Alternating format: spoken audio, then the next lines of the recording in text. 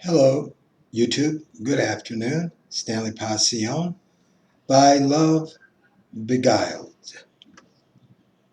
Don't get me wrong. If I appear distracted, look knocked out by the light, you make a very strong performance, a singularity into whose axis my mind spins.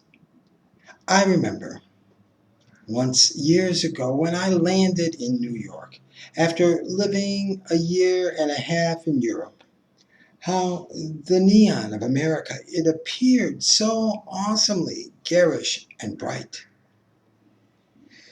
Yet when I close my eyes and picture it, all seems to pale before the radiance of your face.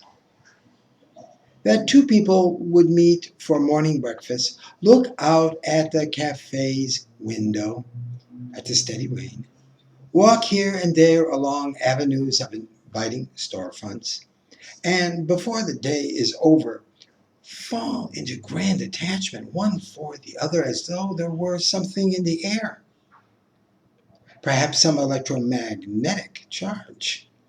So the occasional electricity might overwhelm us. Or perhaps it was Cupid who stole behind the fixtures of the thoroughfares.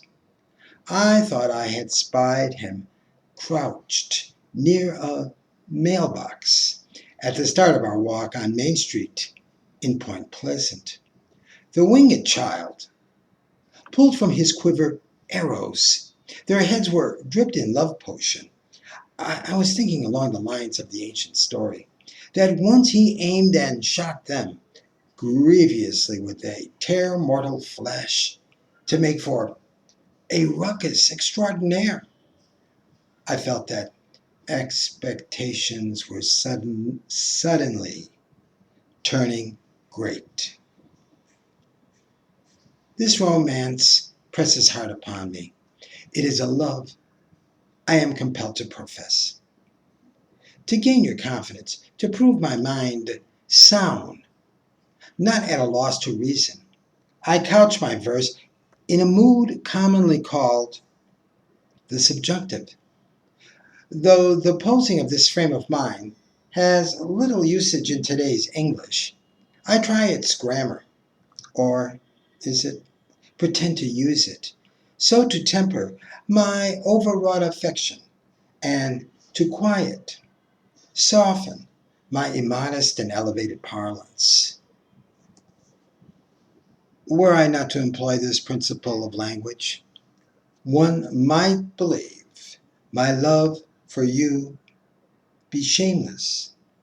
The mood also provides proper relief for the all too far out attitude, the conceit, whose command animates my senses, that I have come to possess a gift, as it were, that higher power had granted me the prophetic mantle. Understand, I solely express my own wish and desire, that all I say remain contingent of mind still hypothetical and dependent. I do not use the imperative. I make no demand. I have no special outcome in mind.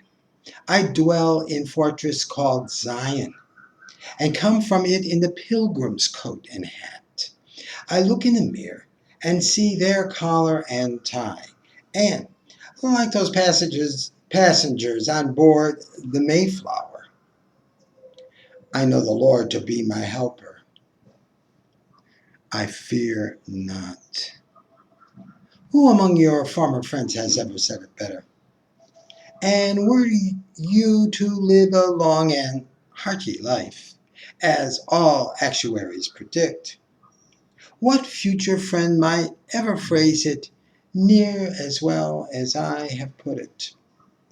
And if you ask the source of this lyric, that it arrive, transcending the usual everyday phrase and common syntax, I must rejoin that sentiment supreme, him, the real pilot, that when we drove in the white Ford van and crossed Jersey's North Shore highways, while the soft brown, oh, that magic, dreamlike, living, pale, ethereal, and somewhat golden light accented the downpours, whose constant, unleashed falling, more like rain the Lord had promised Noah than any explicable temporary weather.